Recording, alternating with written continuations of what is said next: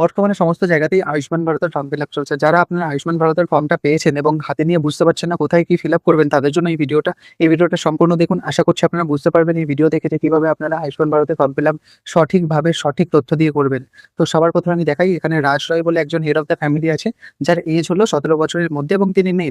এখানে কিন্তু আয়ুষ্মান ভারতের দুটো ফর্ম আছে, একটা হলো 70 বছরের মধ্যে যদি থাকে তার একটা ফর্ম, আর একটা হচ্ছে 70 বছরের বেশি হয়ে গেলে তার একটা ফর্ম। তো এখানে 70 বছরের মধ্যে যে ফ্যামিলি মেম্বার বা হেড অফ দ্য ফ্যামিলি তার ফর্ম ফিল আপ হচ্ছে। এখানে কিন্তু যে হেড অফ দ্য ফ্যামিলি তাকেই ফর্মটা ফিল আপ করতে হবে এবং বায়োমেট্রিকের সময় কিন্তু বাকি মেম্বাররা অ্যাড হয়ে যাবে।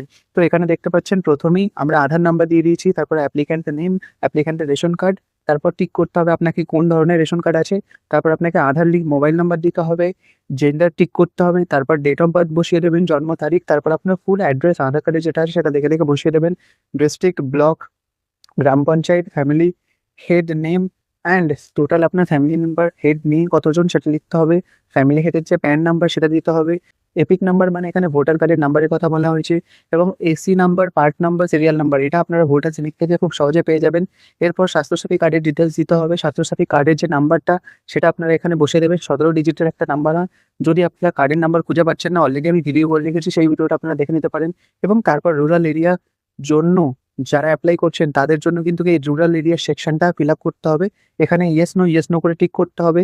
এখানে আপনাদের আমি বলে রাখতে চাই, যদি কোনো একটা যদি আপনার ইয়েস না হয়ে থাকে তাহলে কিন্তু আপনি এই যে আয়ুষ্মান ভারতের যে আপনার কার্ড তার জন্য এলিজিবল না। কোনো একটা ক্রাইটেরিয়া আপনার ইয়েস হতে হবে রুরাল এরিয়ার জন্য। এবং যদি আপনি আরবান এরিয়ার হয়ে থাকেন তাহলে কিন্তু আরবান এরিয়ার জন্য কোনো একটা ক্রাইটেরিয়া ইয়েস হতে হবে।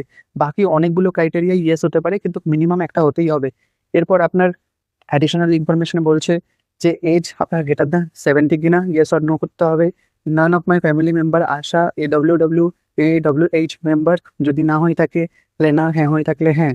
এরপর এক্সক্লুশন, যদি এর মধ্যে কোনো একটা ইয়েস হয়ে থাকে তাহলে কিন্তু আপনি পাবেন না, এটা হচ্ছে এক্সক্লুশন, তারা বাদ পড়ে যাবে। ফ্যামিলি ইনকাম যদি 8 লাখ অ্যান্ড অ্যাবভ হয়ে থাকে, যদি কোনো মেম্বার যদি ইনকাম ট্যাক্স পে করছে, যদি কোনো মেম্বারের SIR BLA লিস্ট বলে যে নাম এসেছিল SDD-তে তাহলে সে পাচ্ছে না। Pending under SIR appellate tribunal যদি কারোর অ্যাপ্লাই হয়ে থাকে এবং সেটা অ্যাপ্লিকেশন পেন্ডিং আছে সে পাচ্ছে না। পেন্ডিং CA অ্যাপ্লিকেশন, যদি CA অ্যাপ্লিকেশন করে থাকেন এবং পেন্ডিং আছে সেটা আপনার, সেই ক্ষেত্রেও কিন্তু আপনি পাচ্ছেন না। Beneficiary name related from Annapurna Yojana verification list, Annapurna যোজনার ভেরিফিকেশনে যদি আপনি এলিজিবল না হয়ে থাকেন তাহলেও কিন্তু আপনি আয়ুষ্মান ভারত পাবেন না। এরপর আপনাকে নিচে টিক করতে হবে, নিচে সাইন করতে হবে, ফর্মটা ফিল আপ করে জমা দিয়ে দিতে হবে।